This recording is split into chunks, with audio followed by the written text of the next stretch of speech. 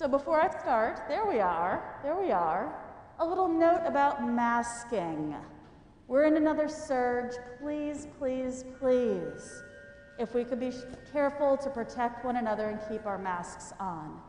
I think I'm at like 6 reminders so far this morning. So please, please, please, let's protect one another and not get each other sick. All right, now, no matter who or what you are welcome here. So let's be clear. Here we welcome goblins and ghouls, saints and sinners, angels and devils, zombies and werewolves, vampires and witches. We welcome princesses and princes, paupers and farmhands, aliens and astronauts, robots and cyborgs, firefighters and police officers, nurses and doctors, and cowboys and cowgirls and cow-gender neutrals of all varieties. We welcome Superman, Wonder Woman, Black Panther, Batman, Spider-Man, Black Widow, and Thor. Maybe not Loki, though. No, we'll welcome Loki, right? Indeed, we welcome both superheroes and superstars. In short, we welcome people, monsters, and all other manner of creatures. Here we welcome you, all of who and what you are. You are welcome. Come, let us worship together.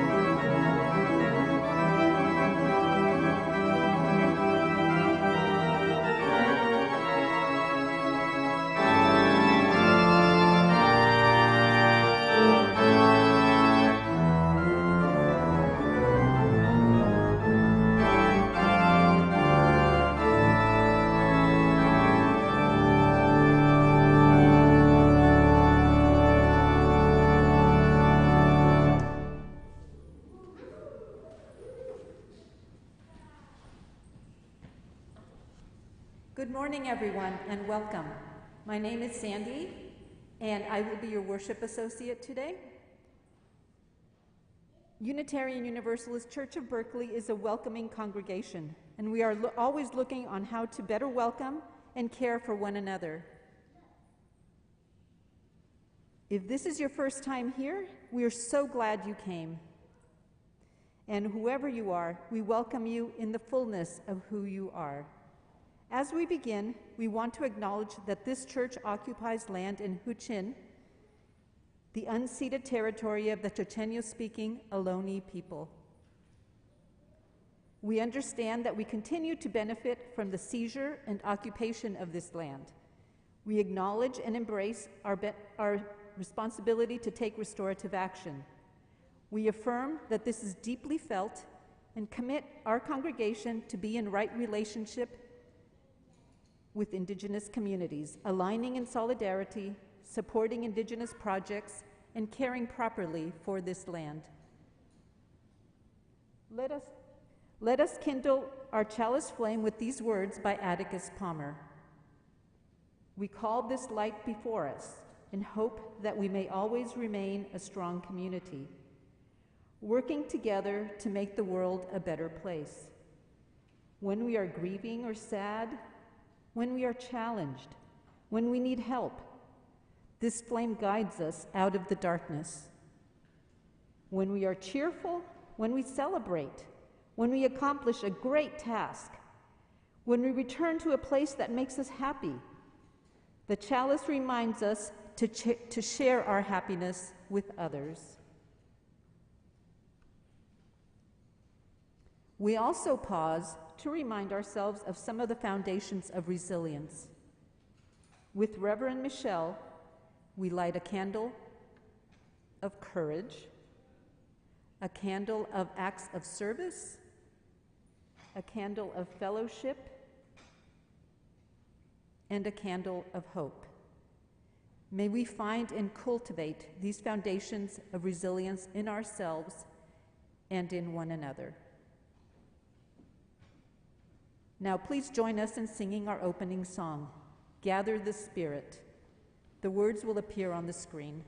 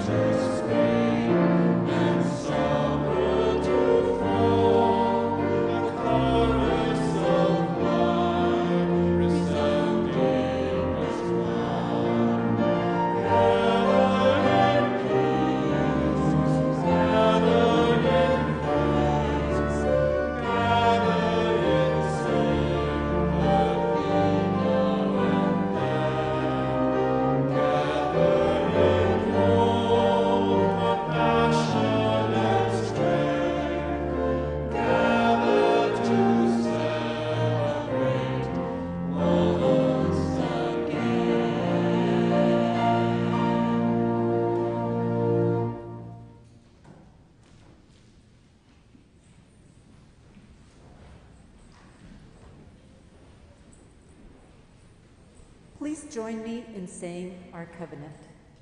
Love guides this church. The quest for truth and justice is its common purpose. To give thanks, listen deeply, speak with care, honor our differences, seek and grant forgiveness. These things we covenant with one another.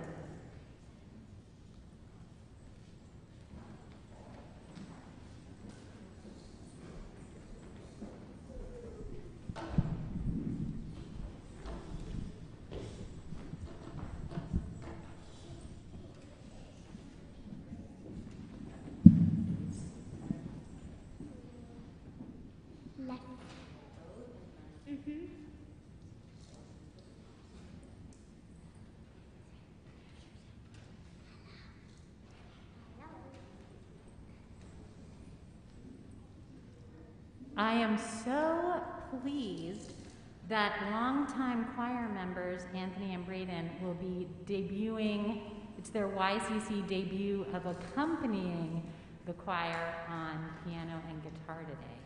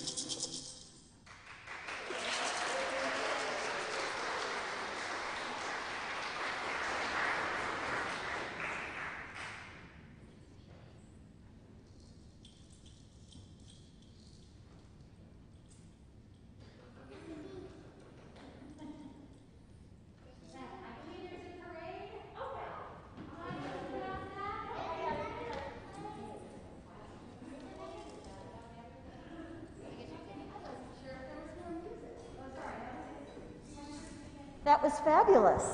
All right, so we need a costume parade, right? Oh. So we have our parade leader's baton. Mike is on. No. I need a parade leader. Ooh, who wants to be a parade leader? You want to be the parade leader? Okay, come on, get the baton.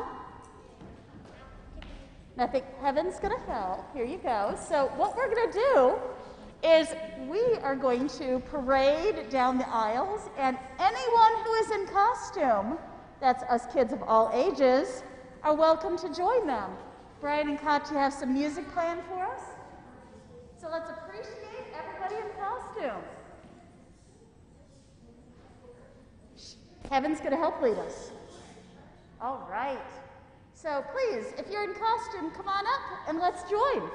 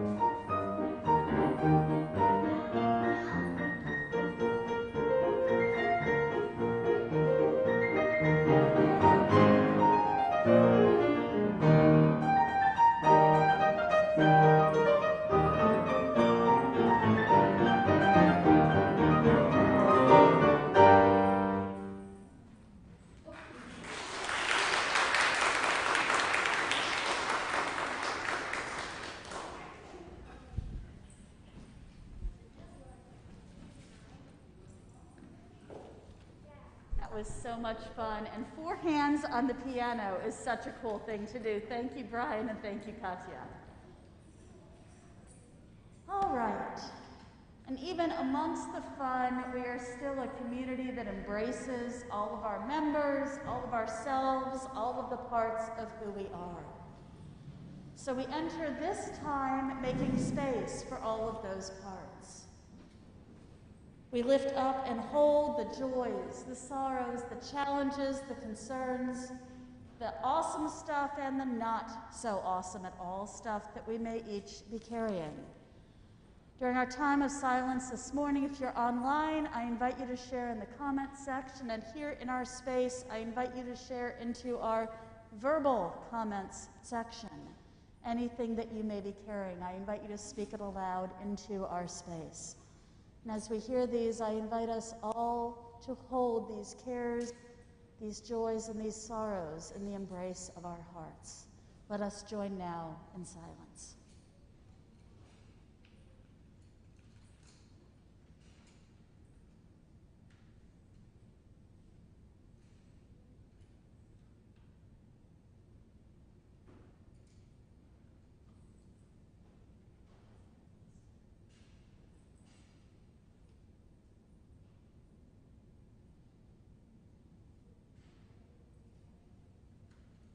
Amen.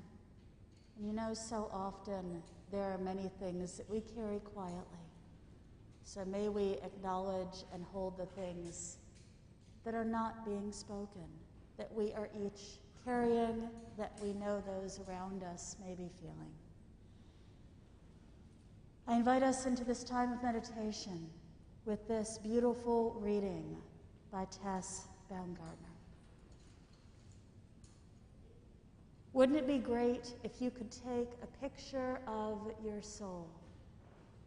Then when your mother wanted to brag about you, she could show people the picture and say, "That's my daughter.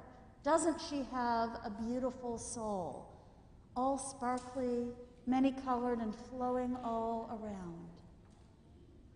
Wouldn't it be great if we walked around surrounded by our souls so that they were the first things people saw instead of the last things? Then people would judge us by who we really are instead of how we look. Imagine no more racism, ageism, sexism, fatism, shortism, homophobia. Imagine falling in love with who a person is just looking at them and truly seeing their soul. It could be a kind of cloaking device, hiding physical faults or defects or even perfections. I'd want it to be mandatory. Then people would work at making their souls more attractive instead of their bodies and faces. Imagine people knowing by your soul that you really needed a hug. Imagine people helping each other and their souls changing colors and growing. Imagine soul gyms and soul exercises to get your sagging soul in shape. Imagine long lines forming for soul lifts at churches, at temples, mosques, synagogues, or nature's grand cathedrals. Just imagine. Wouldn't it be great if we had pictures around us of our souls? And in that spirit, please remain seated and let's sing together the musical version of the Metta, May I be filled with loving kindness.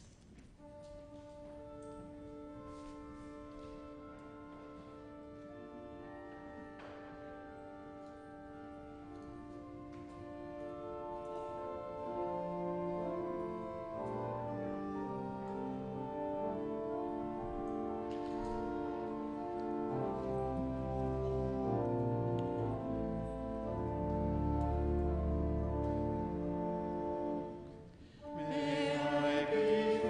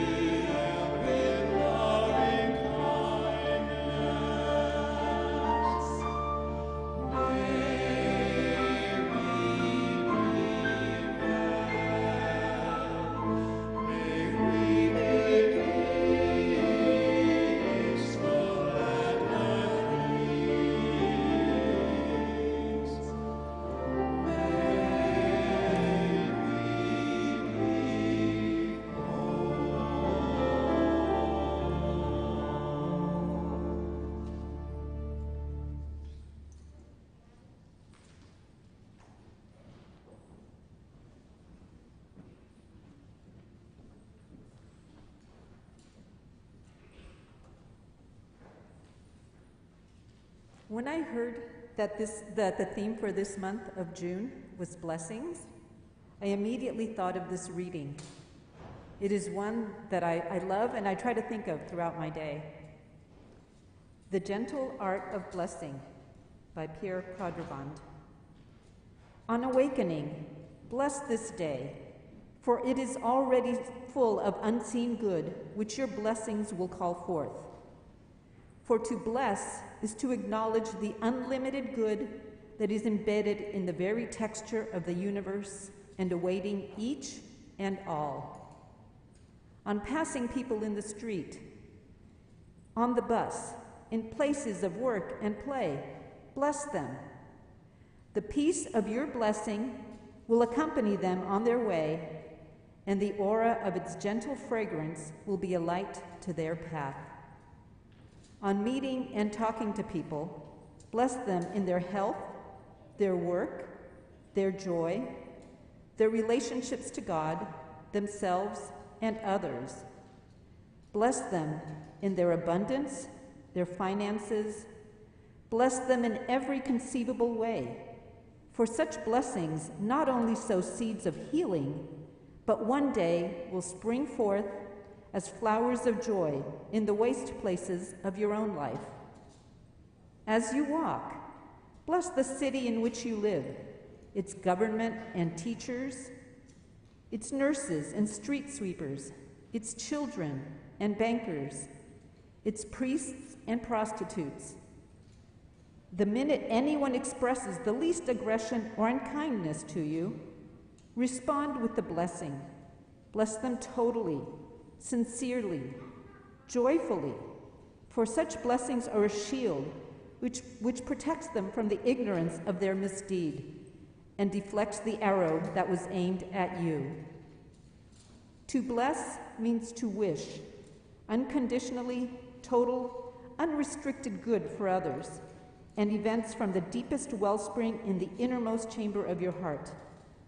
It means to hallow, to hold in reverence, to behold with utter awe that which is always a gift from the Creator. They who are hallowed by your blessing are set aside, consecrated, holy, whole. To bless is yet to invoke divine care upon, to think or speak gratefully for, to confer happiness upon. Although we ourselves are never the bestower, but simply the joyful witnesses of life's abundance.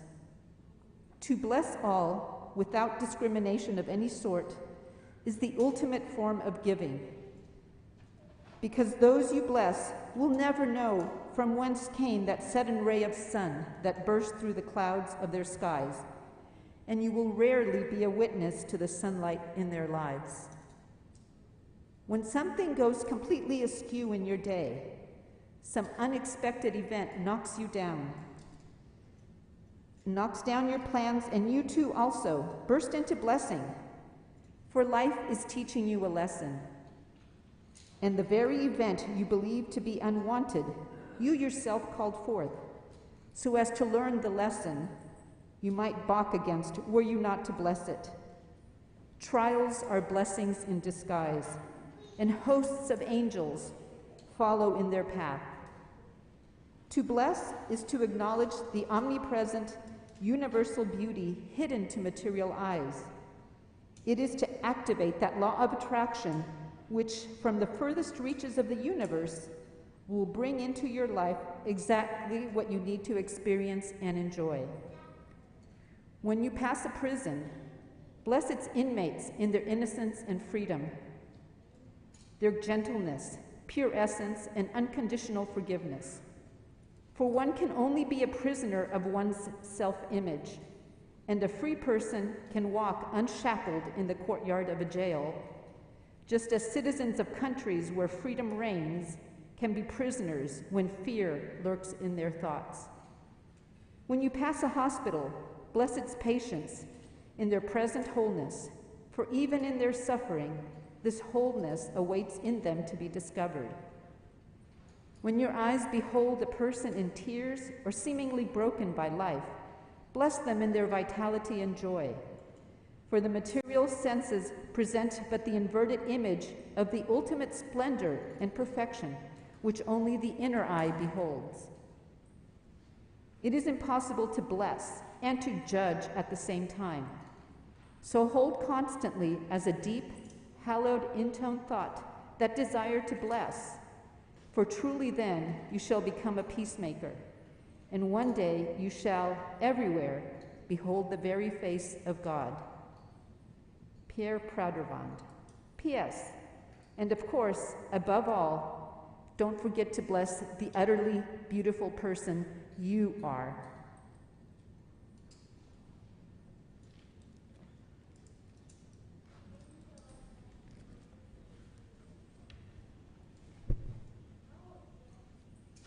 Happy Halloween! Yeah! Have y'all had fun today in costumes and seeing everyone else's costumes and trying to guess what people are? All right, so why have we celebrated Halloween today? And particularly, why are we celebrating Halloween in June? Well, that one's simple. Halloween fell on a Sunday this past fall.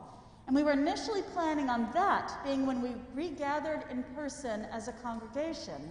And we're also planning on, of course, it was Halloween, wearing our costumes then. But given where the pandemic was at that point in time, we weren't able to safely regather yet. And I promised y'all we'd have Halloween once we were able to regather. So, here it is. Halloween costumes have a long history, dating back over 2,000 years. It's believed that the initial precursor to them is the pagan holiday of Samhain. In some regions, it was thought that during the festival of Samhain, the world of the gods and spirits became visible to humans, and often supernatural mischief resulted. So some folks offered treats to the gods, and others wore disguises so the spirits might mistake them for one of their own. So you see where the trick or treat comes from? Yes. In its usual means of co-opting holidays, the Christians adopted All Hallows' Eve in the 11th century as the day before All Saints' Day. In the late 15th century in England, folks began to wear spooky outfits to personify the winter spirits or demons, and would recite songs and folk plays in exchange for food and treats. So these traditions came to the United States in the 18th century, brought by Scottish and Irish immigrants. And of course, it quickly spread and then later got commercialized, of course, in the way we do things in this country. And while it started with scary masks and adults dressing up, with some nudges from marketing, turning towards masquerade parties to celebrate the turning of the seasons. Over time, costumes became less scary, especially as the largest costume manufacturer began to make recognizable characters. And now, as you look around, you see we get all types of costumes. But then there is what's called cosplay. How many of y'all know what that word means yet? Okay, a few. Cosplay, costume play. Okay, as I like to call it, it's dress up for grown-ups. Cosplay has traditionally been seen in the sci-fi and comic communities, especially at conventions. Prior to the conventions, though, the very first cosplay was a couple who wore alien costumes to a skating rink in 1908. Yes, alien costumes in 1908. Most folks call the first recorded cosplay at the first World Science Fiction Convention in New York City in 1939, with a couple that came dressed up in a futuristic costume that was inspired by the cover of science fiction magazines. And of course, it grew from there. And by the way, starting at that convention, there ended up being costume parades and competitions, which were initially hosted in the hotel room of one of those with the one person in that initial couple. Nowadays, one may see cosplay, particularly comic and sci-fi characters, at just about any related conventions, as well as plenty of unrelated conventions. I've seen aliens and Star Wars at Renaissance festivals and Lego conventions. And of course, many other genres as well. It's even expanded to what is called casual cosplay, which is either part or all of one's outfit being inspired by or reminiscent of a favorite character from something, but being something that can be worn as everyday clothes. My costume today would probably fall into that category of casual cosplay, and it is from the movie Back to the Future. This is 1985 Marty McFly that I am today, including the puppy vest. And of course, the big question, is it orange or is it red? The nerd community is evenly split on that matter. You see what side I come down on, but is the one in the movie orange or red? So there's your brain noodle for the morning. So back to the question, why are we celebrating Halloween and dressing up in costumes to come to church? So this question has both obvious answers and less obvious ones. Now, at the obvious level, we're doing it because it's fun to do, right? How many of us have had fun figuring out what other folks are? There's someone dressed up as red tape today. See if you can spot whom afterwards. Oh, look, the heads just turned towards her. Now, I almost said figuring out what we were going to be instead of figuring out what we were going to dress up as I was formulating the question. Interestingly, that's another part of it. Dressing up touches on a whole lot of other things. Dressing up in costumes and as other things allows us to perform different identities, whether they are identities of our own, identities we're trying on, or maybe identities that we may for some reason want to be for a while. I absolutely love the work of Judith Butler on gender theory.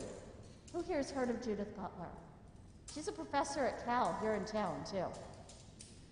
Her work is the first that really started to shift the way that I thought about gender identity. And one of her theories, the one that I absolutely love, is a really different way of looking and thinking about it.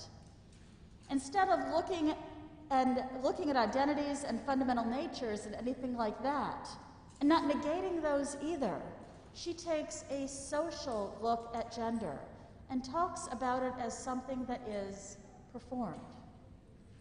Take a minute to think about that. Gender is performed. Now, there have been studies that have shown when folks see someone on the street, there are 3 identities that are the primary ones noticed: gender, race, and age. Now, that has nothing to do with going up to that person to ask them how they define themselves. It is all about the visual perception. It's about what identity is being performed. It's perceiving those. This is the part of identity other people see, that performed part. Now, this kind of performance is powerful, as many, for instance, in the trans community can readily tell you. This world of dressing up, it includes drag, it includes cross-dressing. And I've seen another powerful side of gender performance in the role-playing games that I love. I remember one particular member of a long-running group that I was part of who was male identifying at the time, but always chose to have a female character.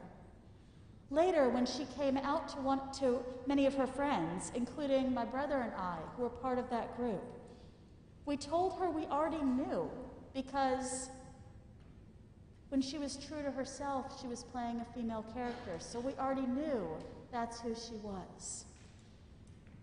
Now, this doesn't mean you have to be trans to gender cross when dressing up, but for some, it is a powerful way that they live into and explore and perform their gender identities.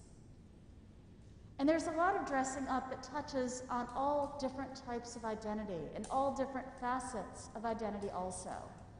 So here's another term for you. We're getting some vocabulary today. Who's heard of LARPing? LARPing, L-A-R-P, live action role playing. It's role playing that's acted out in person. And if you think it sounds silly, it is. And just think of swords and shields or lots and lots and lots of Nerf weaponry. And of course the costumes. And the props. There are so many different identities and characterizations that can be tried out and literally lived into to see how they feel, to see how a part of them may feel. Whether they are fundamentally part of you or something you're just trying on for a little while. So on a less serious note, dressing up and costumes are simply fun. I mean, look at the dancing that happened in our parade today. It's fun.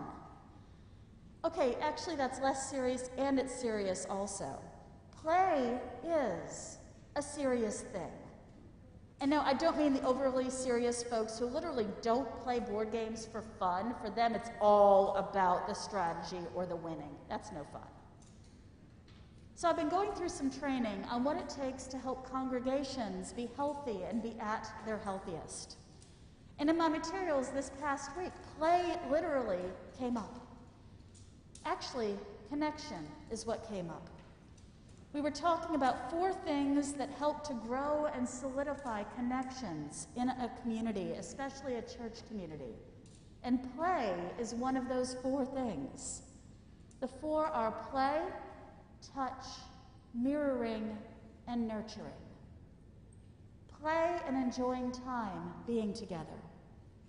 Touch, being able to touch one another, being in the physical proximity of one another. Something that was hugely missing during this pandemic time. Mirroring and being able to be empathetic with each other. And last, nurturing. Having the opportunity to be able to care for one another, to feel cared for, literally being able to break bread together. Play and playing together is a tremendous means for connection that can bring so much joy into a community. That's something significant that I've observed in a variety of communities and congregations. The ones that enjoyed being together and had opportunities to play together, to laugh together, to share that kind of time together. Those communities were far stronger than the ones that didn't take that kind of time. Play and joy are vitally important for us groups of people. But aside from just being, by its fundamental nature, joyful and pleasurable and fun, play does even more for us. Dr. Stuart Brown is a play researcher, and doesn't that sound like an awesome job? He experienced this poignantly in his work together with Bob Fagan, who is a leading expert in animal play behavior. Fagan was working on a long-term project, observing play in a group of grizzly bears, and invited Dr. Brown to come along. Here's Dr. Brown's story of that day. We were about an hour's light plane ride into the pristine wilderness. The feeding bears we had been watching over those 2 weeks were round-bellied and high-spirited. 2 juvenile grizzlies were approaching each other and began a playful wrestling match that proceeded over several minutes across the whole field, splashing, circling, pirouetting, embracing. Fully aware of his encyclopedic knowledge of animal play, I asked him, "Bob, why do these bears play?" Without looking up, he said, "Because it's fun." No, Bob. I mean, from a scientific point of view, why do they play? Why? Why do birds sing? Why do people dance? For the pleasure of it. Bob, you have degrees from Harvard and MIT, an in-depth knowledge of bears. You're a student of evolution. You've written the definitive work on mammals at play. I know you have opinions. Why do animals play? After a long silence, he reluctantly answered the question. In a world continually presenting unique challenges and ambiguity, play prepares these bears for an evolving world.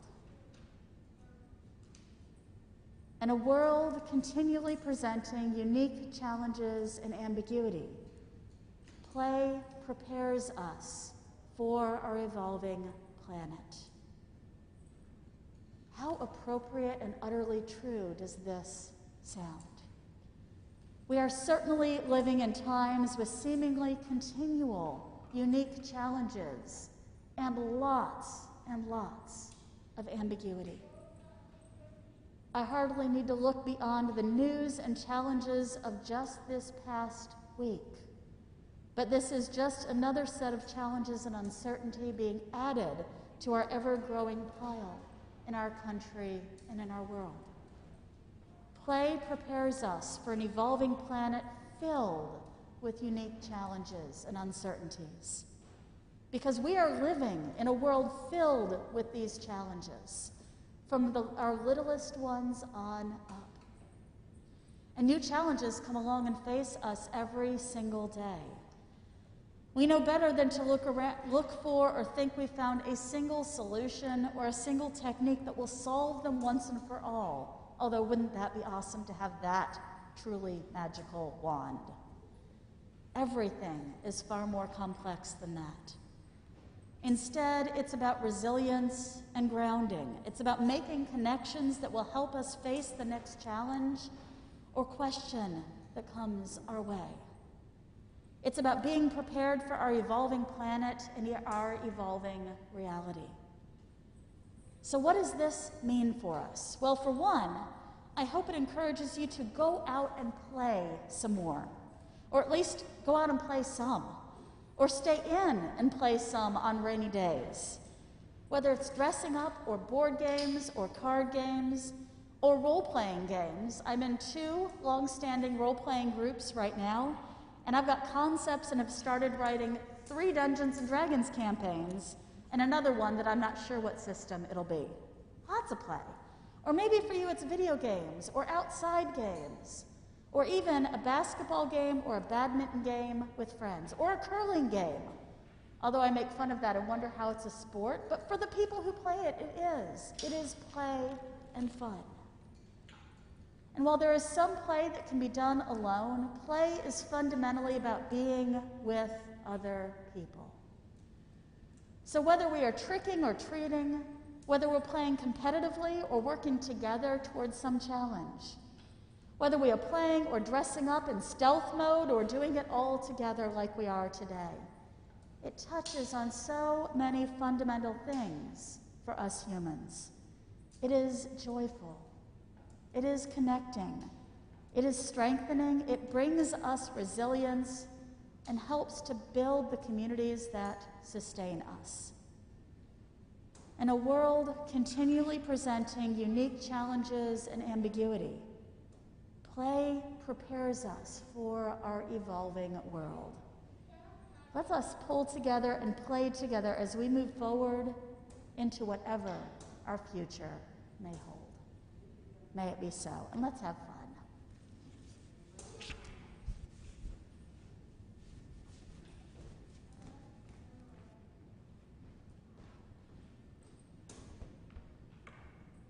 At this point in our service, we invite you to make an offering. With our offering, each of us has the opportunity to recommit to making UUCB a strong and vibrant community. For now, we're conducting the offering in the sanctuary without passing the plate.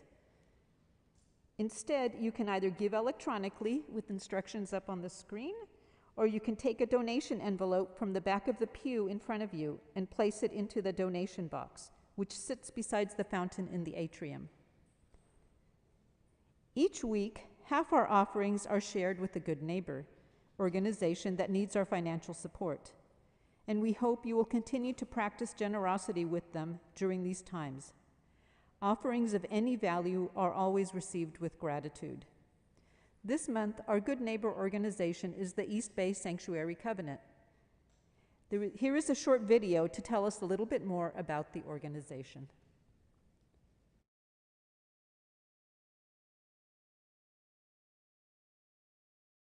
I'm Ada Racinos, and I'm a board member at East Bay Sanctuary Covenant. It's our anniversary, and we're excited to celebrate with you. For 40 years, EBSC has helped low-income immigrants and asylum seekers achieve legal status, citizenship, and healing, reaching over 10,000 people each year with legal and social services, education, community organizing, and advocacy. So much of our success is made possible by your support. For our 40th anniversary, we have a number of ways we'll be celebrating, and we hope you'll join us all year long. Here's how you can get involved. You can share stories on how you've been involved with EBSC. You can join our in-person or hybrid events celebrating sanctuary movement activists, and you can also donate or become a fundraiser for EBSC. Our goal for 2022 is to raise $200,000 so that we can continue to support undocumented immigrants for this next chapter. There is still so much work to do, and I hope we can count on your support.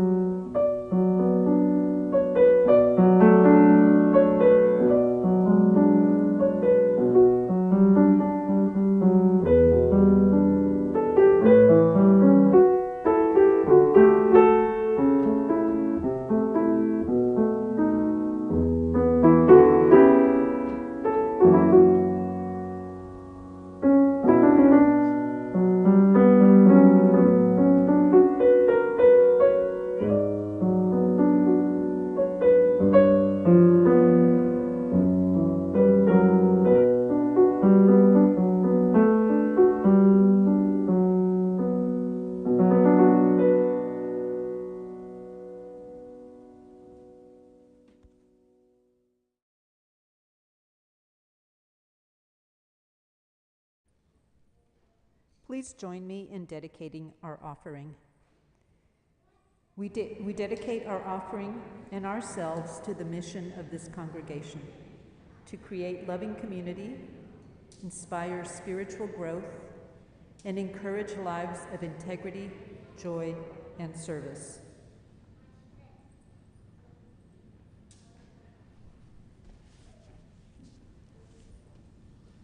This has been so fun being here together today. So I encourage you to take a look at the week ahead, see what's going on in the congregation. Our summer forum, which is happening before the services, just started today, so check those out. I believe there's a blue flyer out in the atrium, and it's on the website and will be in the week ahead as well.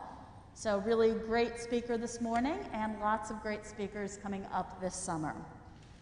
And then I also believe that LFDMC, Literature, Film, Drama, and Music Contingent, will be happening after the service today as well.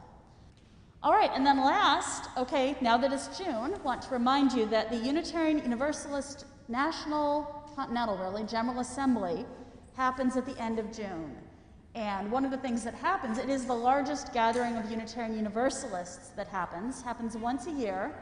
And so the last Sunday of this month, instead of us doing a local service, we're going to be joining in with many, many, many Unitarian Universalists and enjoying the Sunday worship service at General Assembly. So you'll be able to log onto it from home, and we will also have it live streaming here in our sanctuary if you want to come and hang out with other UUCBers to watch the service. All right, shall we have some more fun singing together? All right, let it be a dance. Fabulous song. Please rise in body or in spirit, and let's sing.